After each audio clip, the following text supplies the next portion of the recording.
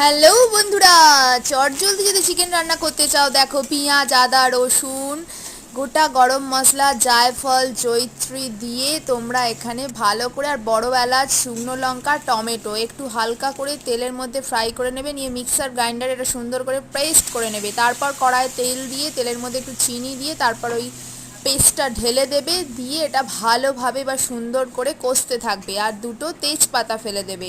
অসাধারণ রান্না হয় চিকেনটা, একবার বানিয়ে দেখো। এটা সুন্দর করে ভালো করে কষবে কষবে কষবে, বেশ অনেকক্ষণ ধরে কষবে যাতে মশলার গন্ধটা না ছাড়ে। এবার হলুদ, লঙ্কা, ধনে অ্যাড করবে, আর তার মধ্যে দেবে কাশ্মীরি রেড চিলি পাউডার কালারটার জন্য। এবার দিয়ে দেবে সেদ্ধ করা চিকেনটা আমি তেজপাতা দিয়ে আমরা সেদ্ধ করে নিয়েছি প্রেশার কুকারে, হালকা একটু ভাপিয়ে নেবে। দেখো সুন্দর করে চিকেন রেডি, আর ওপর দিয়ে ছড়িয়ে দেবে ধনে পাতা আর কসুরি মেথি। দারুণ খেতে হয়েছিল, একবার বানিয়ে দেখো। টাটা।